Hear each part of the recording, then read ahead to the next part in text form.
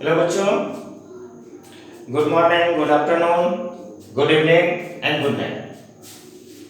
तो जैसा कि पीछे की वीडियो में भी आप देखें कि आपके समय के अनुसार हम बोलते हैं, जिस समय आप वीडियो देखते हो तो good morning, good afternoon, good evening and good night. Okay, चलिए इसके पहले जो हम लोग देखे थे उसके बाद का इलेक्ट्रोस्टैटिक्स का वीडियो शुरू करते हैं। तो इसके पहले हम देखे थे कि problem based on Q is equal to NE, Q is equal to NE। तो इसमें बहुत सारे क्वेश्चंस हम देखे ना। इसके बाद का टॉपिक हम शुरू करते हैं कूलम्ब्स लॉ। कि कूलम्ब्स लॉ क्या है, व्हाट इज कूलम्ब्स लॉ। तो कूलम्ब्स ने हमें कहा कि जैसे आपका दो पॉइंट चार्जेज है, एक चार्ज है Q1 और दूसरा चार्ज है Q2, दूसरा चार्ज है Q2। क्लियर। तो देखिए यहाँ पर हमने एक पॉइंट चार्ज Q1 लिया, दूसरा पॉइंट चार्ज Q2 लिया और दोनों के बीच का डिस्टेंस कितना है। तो दोनों के बीच का डिस्टेंस है R, दोनों के बीच का डिस्टेंस है R। तो जैसा कि आप पहले से जानते हैं, प्रॉपर्टीज ऑफ चार्ज से जानते हैं कि ये अगर प्लस है ये भी प्लस है, मतलब दोनों चार्ज अगर पॉजिटिव चार्ज है तो कैसा फोर्स होगा, force of repulsion, force of repulsion. और अगर आपको दोनों नेगेटिव चार्ज है उस स्थिति में भी क्या होता है, force of repulsion, force of repulsion. Clear. और अगर एक पॉजिटिव है दूसरा नेगेटिव है तो दोनों के बीच कैसा फोर्स लगता है, तो दोनों के बीच फोर्स लगता है अट्रैक्शन, दोनों के बीच कैसा फोर्स लगेगा, अट्रैक्शन। क्लियर। तो वही कूलम्ब्स हमें कहते हैं कि ये जो फोर्स ऑफ अट्रैक्शन और रिपल्सन होता है तो ये दोनों चार्ज के मैग्नीट्यूड के प्रोडक्ट के प्रोपोर्शनल होता है, दोनों के प्रोडक्ट के प्रोपोर्शनल होता है। क्लियर। और कहता है दोनों के बीच की दूरी के स्क्वायर के इनवर्सली प्रोपोर्शनल होता है, स्क्वायर के इनवर्सली प्रोपोर्शनल होता है। और जब इसे हम भाषा के रूप में लिखते हैं तो हम लोग लिखते हैं कि द फोर्स ऑफ अट्रैक्शन और repulsion between two point charges is directly proportional to the product of their charges, product of their magnitude of charges and inversely proportional to the square of the distance between them। कहने का मतलब हुआ कि दो बिंदु आवेश के बीच लगने वाला आकर्षण या विकर्षण बल दोनों आवेश के परिमाण के गुणनफल के समानुपाती और उनके बीच की दूरी के वर्ग के व्युत्क्रमानुपाती होता है, व्युत्क्रमानुपाती होता है। चलिए हमने यहाँ पर मान लिया कि दो चार्ज हैं, कौन कौन से हैं, एक Q1 है दूसरा Q2 है। और R क्या है, तो R इनके बीच का दूरी।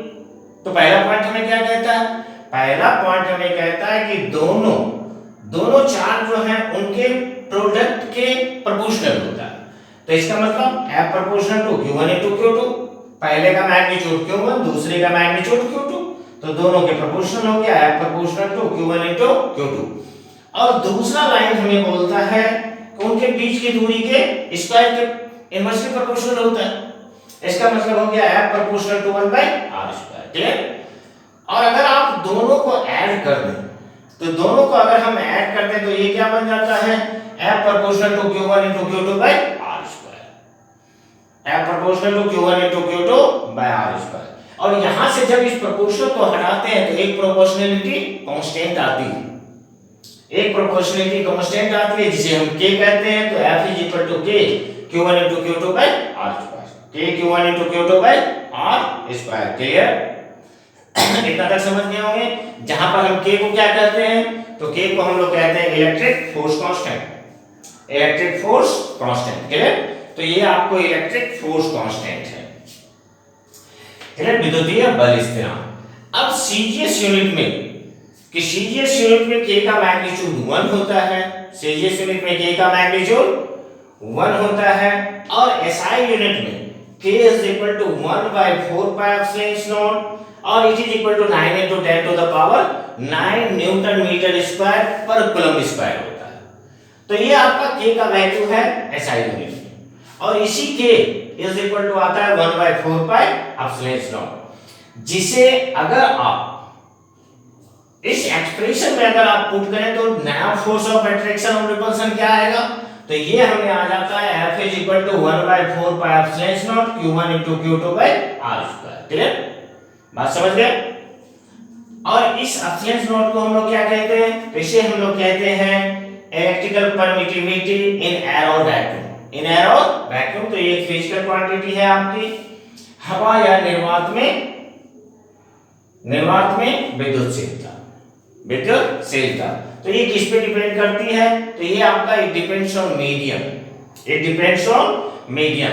इसका वैल्यू भी फिक्स होता है और अब्सोल्यूट नॉट की वैल्यू होती है 8.854 into 10 to the power minus 12। Clear? तो यहाँ तक तो आपके बोर्ड पर अभी था जिसका हमने डिस्क्राइब किया। क्लियर? अच्छी तरीके से इसको देखेंगे और एक एक पॉइंट को समझेंगे, एक एक पॉइंट को अच्छी तरीके से समझेंगे। तो इसका मतलब ये होता है कि अगर मान लीजिए कि इसका वैल्यू अब्सोल्यूट और अब्सोल्यूट नॉट का वैल्यू अगर मीडियम पे डिपेंड करती है तो यहाँ पर तो एयर और वैक्यूम है तो अब्सोल्यूट नॉट है। अगर हम मीडियम को चेंज कर दें तो अगर हम मीडियम को चेंज करेंगे तो ये अब्सोल्यूट की वैल्यू भी बदल जाएगी। चलिए आगे हम देखते हैं। पहले इसको आप राइट करें। ओके, आई थिंक आपका लिखा हुआ हो गया होगा, मिटा दें। चलिए ओके, मिटा देते हैं।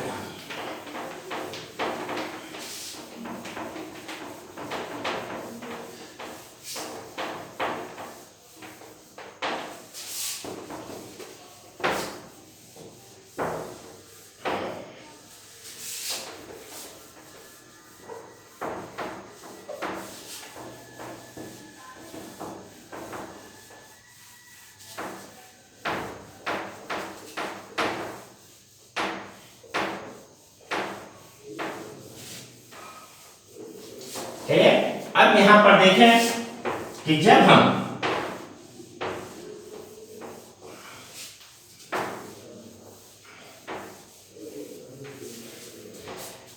हम इसे मीडियम की बात करते हैं तो आपने देखा कि एयर में कितना हुआ था, F is equal to 1/4 pi epsilon naught Q1 into Q2 by R²। now देखें मीडियम में कितना होगा, तो इन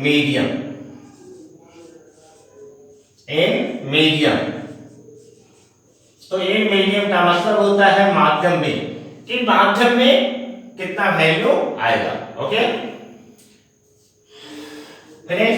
तो ये माध्यम में Fm मतलब फोर्स इन मीडियम, तो Fm इज इक्वल टू आपका हो जाता है 1/4 pi epsilon Q1 into Q2 by R²। Q1 into Q2 by R²। Clear? जहां पर वह इस एप्सिलॉन को हम लोग कहते हैं इलेक्ट्रिकल परमिटिविटी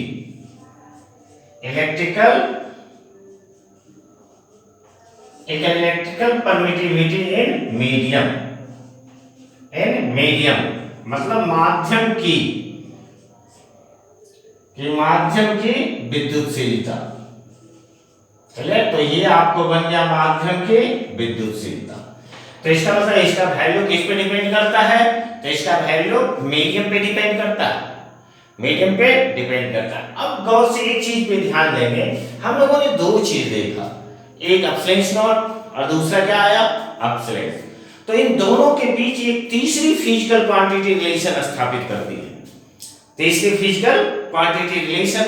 करती है, जिसे हम लोग कहते हैं relative permittivity of the medium. तो चलिए यहां से हम लोग शुरू करते हैं relative permittivity of the medium. तो ये आपका हो जाएगा relative permittivity of the medium. Clear? तो इसे हम लोग डिनोट करते हैं एप्सिलॉन ऑफ, और इसे हम लोग कहते हैं माध्यम की आपेक्षिक विद्युतशीलता।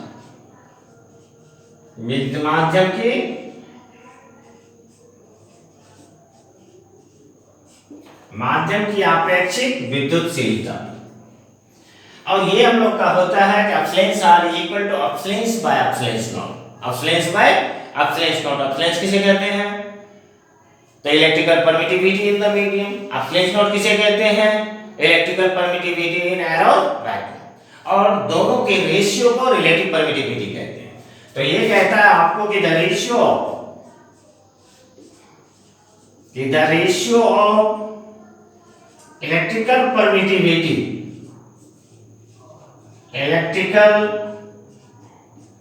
electrical permittivity in medium, electrical permittivity in the medium to the electrical permittivity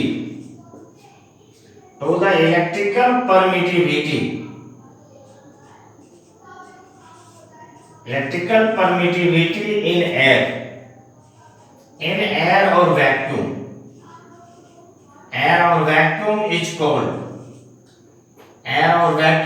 called relative permittivity of the medium. Called relative permittivity of the medium. कहने का मतलब हुआ कि माध्यम की विद्युतशीलता, माध्यम की विद्युतशीलता और हवा या निर्वात में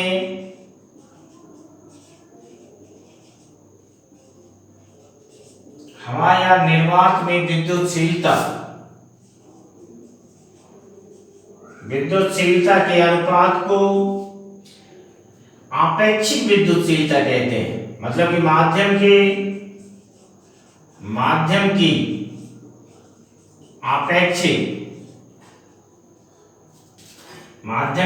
आपेक्षिक विद्युतशीलता कहते हैं।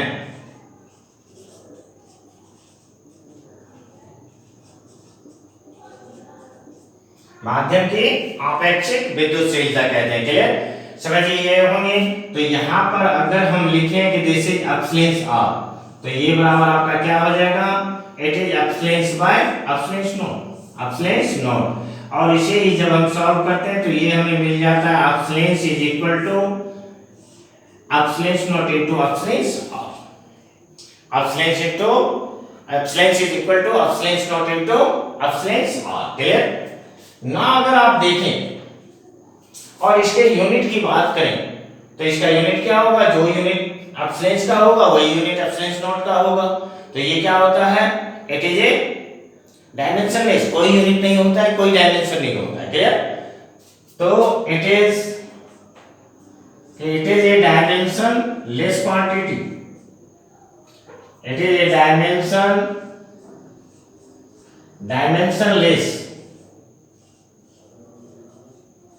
Dimensionless quantity. क्लियर, तो इसका डायमेंशन नहीं होता है, तो विमाहीन राशि है, इसका यूनिट और डायमेंशन नहीं होता है। क्लियर ना। देखिए आप, अगर हम इन एयर और वैक्यूम का बात करें तो इन एयर और वैक्यूम इसका मतलब क्या होगा, इसका मतलब होगा हवा या निर्वात में। क्लियर, तो हवा या निर्वात में एब्सलेंस आर का वैल्यू कितना हो जाएगा। एक्चुअली देखिए हम कंपैरिजन किससे कर रहे हैं, तो एयर और वैक्यूम के ही वैल्यू से कंपैरिजन कर रहे हैं। तो एयर और वैक्यूम से कंपैरिजन करेंगे तो उसका वैल्यू कितना होगा, it is equal to 1। Clear. और तीसरी जो सबसे बड़ी बात होती है कि अब एब्सलेंस आर का वैल्यू कितना हो सकता है। तो एक चीज तो निश्चित हो गया कि अगर एयर और वैक्यूम में 1 होता है तो इसका मतलब जब भी होगा तो ग्रेटर देन 1 ही होगा। तो इसका मतलब है कि ये एब्सलेंस आर का वैल्यू ऑलवेज ग्रेटर देन 1 होता है, क्लियर, इतना जरूर समझे होंगे। और एक बार आपको इस एमसीक्यू क्वेश्चन में उसमें पूछ भी दिया था कि एब्सलेंस आर का वैल्यू कितना हो सकता है। It is equal to 0, 0.5, 0.2 and 5। तो 5 हो सकता है, 20 हो सकता है, 80 हो सकता है, लेकिन 1 से बिलो नहीं हो सकता है, क्लियर। तो ये हो गया आपको रिलेटिव परमिटिविटी। ओके, यहाँ तक बहुत अच्छी तरीके से आपका क्लियर हुआ होगा ना। चलिए इसको जब तक आप राइट करें तब तक हम थोड़ा ही निकालते हैं। Okay, please right.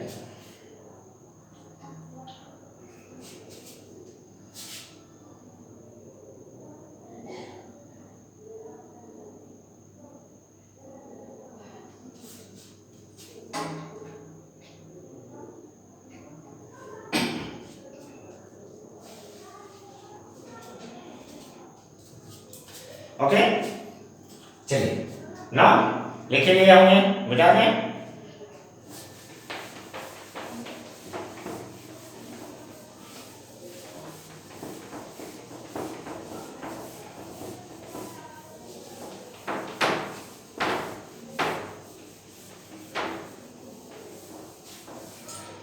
तनाव देखें इसमें हम लोग बेसिकली जो सबसे महत्वपूर्ण चीज पढ़े थे, तो ये हम लोगों ने पढ़ा FA का मतलब force between two charges in air, force between two charges in air. Clear? तो ना देखें ये आपका हुआ था 1/4 pi epsilon not Q1 into Q2 by r²। और हम लोगों ने मीडियम भी पढ़ा, तो ये मीडियम इक्वल टू कितना हो गया 1/4 pi epsilon, it is Q1 into Q2 by क्या हुआ r², जिसे आप इस एप्सिलॉन को ये भी लिख सकते हैं कि 1/4 pi epsilon naught epsilon r and Q1 into Q2 by r²। Clear? तो एक काम करते हैं, दोनों को डिवाइड कर देते हैं, दोनों फार्मूला को डिवाइड कर देते हैं। तो दोनों फार्मूला को आप डिवाइड कर दें तो FA by FM मतलब force between two charges in air to the force between two charges in in medium, force between two charges in medium. तो अगर आप इस दोनों को डिवाइड करें तो ये आपका बन जाएगा, देखिए फोर्स इन, तो ये हुआ 1/4 pi epsilon naught, it is Q1 into Q2 by r²। और ये क्या हो जाएगा आपका 1/4 pi epsilon naught epsilon r Q1 into Q2 by r²। Correct? और अगर गौर से आप ध्यान दें कि एक Q1 Q2 and r same हो, करेक्ट? तो अगर आपको सेम हो तो ये सारे के सारे पॉइंट आपको कैंसिल हो जाएंगे, ये भी सारे कैंसिल हो जाएंगे और बच क्या जाएगा, तो बच जाएगा एप्सिलॉन r। अब ये एप्सिलॉन r ऊपर रहेगा या नीचे रहेगा, कहां पर रहेगा, तो ये एप्सिलॉन r क्या होगा, ऊपर चला जाएगा, तो ये आपको बच जाएगा एप्सिलॉन r। तो इसका मतलब है कि एक फार्मूला हमें ये भी मिल गया कि this is FA by FM is equal to क्या होता है एप्सिलॉन r, और इसे हम लोग K भी कहते हैं, इसे हम K भी कहते हैं। और ये होता है आपका dielectric constant, dielectric constant, dielectric constant को हम लोग कहते हैं परावैद्युत,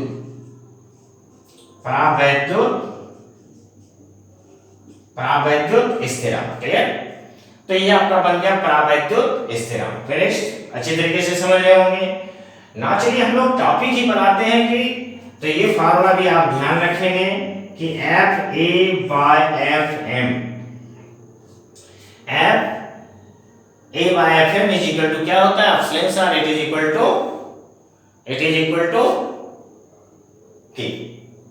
ना अगर हम आपसे पूछें कि force between two charges in medium ज्यादा होगा या force between two charges in air ज्यादा होगा, तो हर हाल में force between two charges in air ज्यादा होगा, क्योंकि यहां पर अगर आप देखें कि हम फोर्स इन मीडियम निकालें तो फोर्स इन मीडियम क्या हो जाएगा, तो ये आपको FA by K हो जाता है, FA by K हो जाता है। इसका मतलब कि इस force in air, force between two charges in air जितना फोर्स लग रहा है उसमें डाइलेक्ट्रिक कांस्टेंट से डिवाइड हो जाता है, डाइलेक्ट्रिक कांस्टेंट से डिवाइड हो जाता है। ठीक है? और इस पर भी बहुत सारे न्यूमेरिकल्स, छोटे छोटे न्यूमेरिकल्स, अच्छे न्यूमेरिकल्स बनते हैं, क्लियर? तो चलिए अब इससे आगे हम लोग देखते हैं डाइलेक्ट्रिक कांस्टेंट। डाइलेक्ट्रिक कांस्टेंट किसे कहते हैं? What is dielectric constant? तो ये आपका बनता है डाइलेक्ट्रिक कांस्टेंट।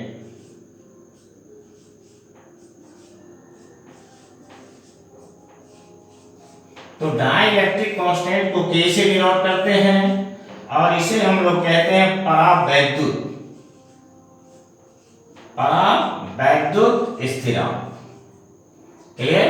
तो ये आपका हो गया परावैद्युत स्थिरांक। और गौर से अगर आप देखें तो Fa/Fm, और इसी रेशियो को हमें भाषा के रूप में लिख देना है। और जब इसे हम भाषा के रूप में लिख देते हैं तो ये डाइलेक्ट्रिक कांस्टेंट का डिफिनेशन बन जाता है। क्लियर? तो यह कहता है कि the ratio of force between 2 point charges, force between 2 point charges in air, force between 2 point charges in air to the force between two charges, two same charges in medium, when both charges are kept at same distance,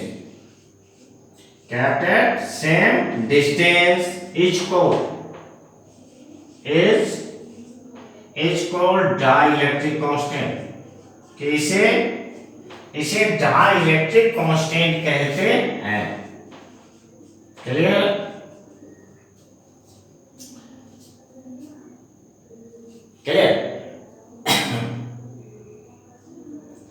कहता है जब दोनों आवेश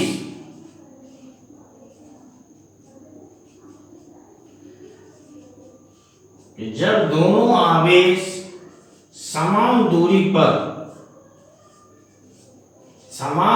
पर रखे हों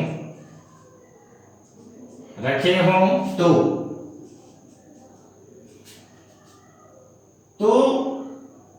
दोनों आवेश के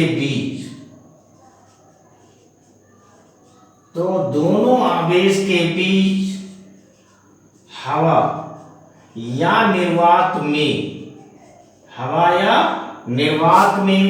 लगने वाला बल,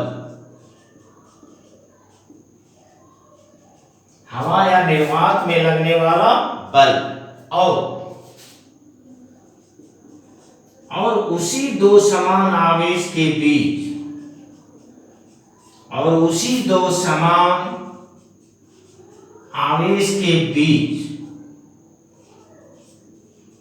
माध्यम में लगने वाले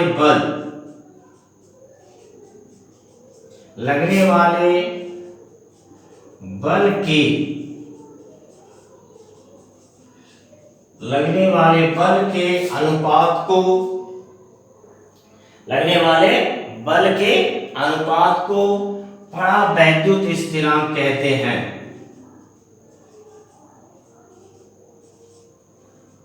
तो परावैद्युत स्थिरांक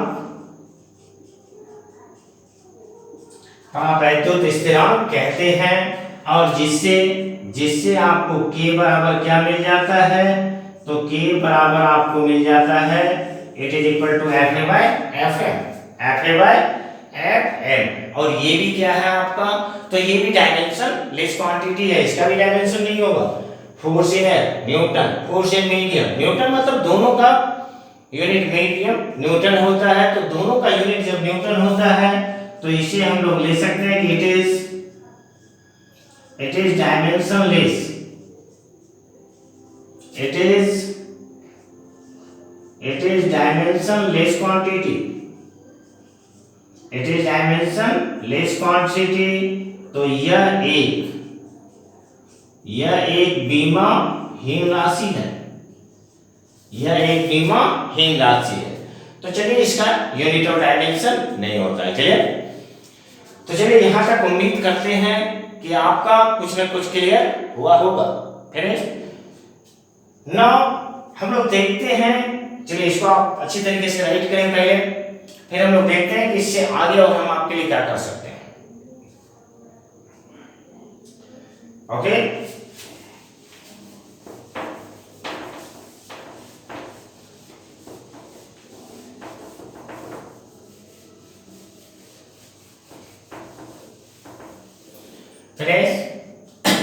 ओके ना देखें, इसमें जो हम लोग मुख्य महत्वपूर्ण पॉइंट देखें तो फोर्स इन एयर और वैक्यूम, फोर्स इन एयर और vacuum. Clear.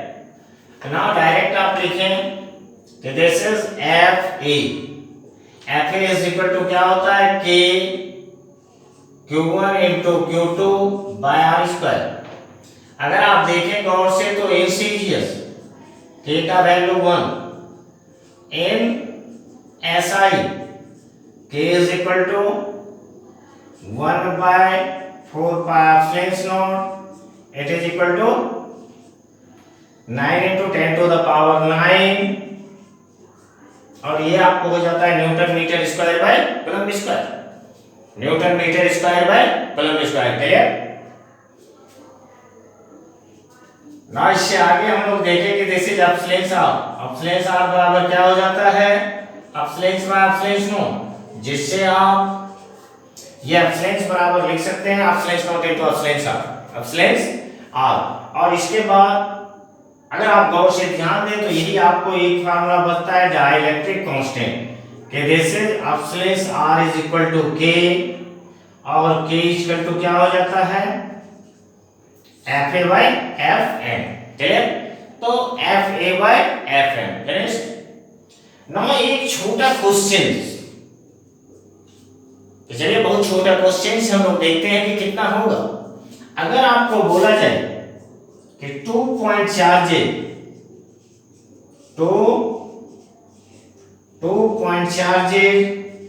2 microcoulomb and 3 microcoulomb,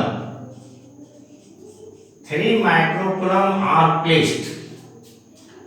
placed at 30 centimeter in air. Find force between them.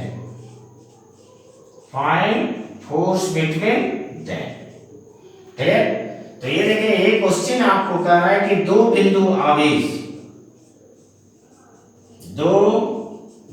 आवेश 2 माइक्रोकूलम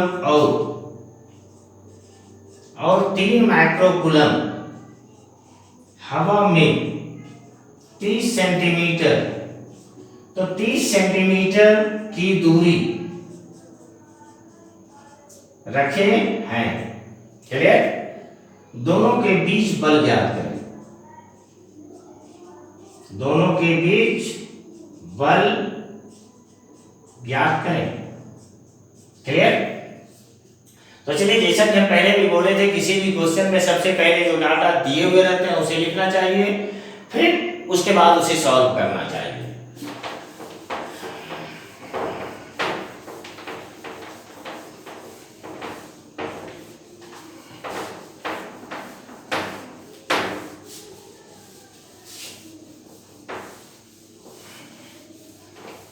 तो नाउ देखिए, हम ये सोल्व करते हैं क्वेश्चन को। चलिए, सबसे पहले 2 चार्जेस दिए हुए हैं, तो सबसे फर्स्ट चार्ज कितना आपको दिया है, Q1। चलिए, 2 माइक्रोकूलम, माइक्रो का वैल्यू कितना होता है पुट कर देंगे, तो 2 × 10 to the power -6 coulomb. Now देखिए Q2 भी आपको दिया हुआ है, तो Q2 दिया है 3 माइक्रोकूलम, इसका भी वैल्यू आप पुट कर दें, तो 3 × 10 to the power -6 coulomb. Clear.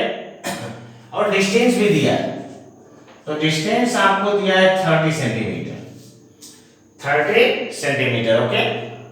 तो चलिए, इसे भी आप मीटर में ले लें, क्योंकि अगर ये दोनों एसआई यूनिट में है तो ये सीजीएस यूनिट में नहीं रहेगा। तो चलिए, 30 सेंटीमीटर को भी हम लिख सकते हैं 30 × 10 टू द पावर -2 मीटर। ना हमें फोर्स का फार्मूला लिखने कहता है, एसआई यूनिट में बात है, एयर की बात है, तो F is equal to formula लिख देते हैं, ये क्या हो जाएगा K Q1 into Q2 by क्या होगा R स्क्वायर। चलिए SI यूनिट में K का वैल्यू कितना होता है, तो 9 into 10 to the power 9। Clear. Q1 कितना दिया हुआ है आपका, तो 2 into 10 to the power -6। Q2 दिया हुआ है 3 into 10 to the power -6 by R square. तो ये आपका हो जाएगा this is 30 into 10 to the power -2 का होल स्क्वायर। और चलिए इलेक्ट्रोस्टैटिक्स में सबसे पहले पावर का कैलकुलेशन करना चाहिए ना। अगर आप गौर से देखें तो यहाँ -6 बेस से पावर जुड़ेगा, तो -6 कितना होगा -12, ये 9 है। तो आपको बच जाएगा कि जैसे 9 इंटू 2 इंटू 3 इंटू ये -12 था, ये 9 था, तो इट इज इक्वल टू -3। और इधर कितना हो जाएगा आपका, तो इट इज 30 इंटू 30 और ये कितना होगा 10 टू द पावर -4, क्योंकि -2 का होल स्क्वायर -4। क्लियर। क्योंकि स्क्वायर में पावर क्या होता है, मल्टीप्लाई हो जाता है। ठीक है। अब आप गौर से फिर ध्यान दें, तो यहां से देखें इस दो जीरो को हम हटा सकते हैं, तो ये आपका अगेन हो जाएगा 9 into 2 into 3 into 10 to the power -3, और इसे हम लोग लिख सकते हैं कि 9 into 100 into 10 to the power -4। Clear. यहाँ से दो जीरो माइनस होगा आपका, तो ये हो गया, ये तो ये 9 cancel, 2 into 3 it is 6 into 10 to the power -3 by कितना बचेगा आपको, तो ये आपको बच जाएगा 10 टू द पावर -2। क्लियर। तो ये भी देखिए आपका ये -2 कैंसिल होगा, -1 बचेगा। इट मींस आपको कितना बच रहा है 6/10। यहां से आप एक लाइन में लिखें तो -3 इंटू 10 टू द पावर 2, -2 को ऊपर ले गए तो ये आपका -1 हुआ 6/10। It becomes equal to 0.6 newton. अगर आपको नेचर बोल दे कि नेचर कैसा होगा, तो देखें दोनों चार्ज कैसा दिया हुआ है, दोनों चार्ज आपको पॉजिटिव दिया हुआ है, तो निश्चित फोर्स ऑफ रिपल्शन होगा, तो ये आपका हो जाएगा रिपल्सिव। कि दोनों के बीच कैसा फोर्स लग रहा है, तो रिपल्सिव लग रहा है। क्लियर। ओके, तो रिपल्सिव फोर्स लग रहा है। तो इस तरीके से इसके न्यूमेरिकल्स भी आज हमने एक सॉल्व कर लिए कूलम्ब्स लॉ के साथ। फिर नेक्स्ट क्लास में हम लोग इस पे और सारे न्यूमेरिकल्स लेके आपके सामने आएंगे। तब तक के लिए अच्छी तरीके से पढ़ें, ध्यान दें, और जो पीछे बोलते हैं कि ज़्यादा से ज़्यादा शेयर करें, ज़्यादा से ज़्यादा सब्सक्राइब करें और लाइक करें। क्लियर। ओके, तब तक के लिए थैंक यू।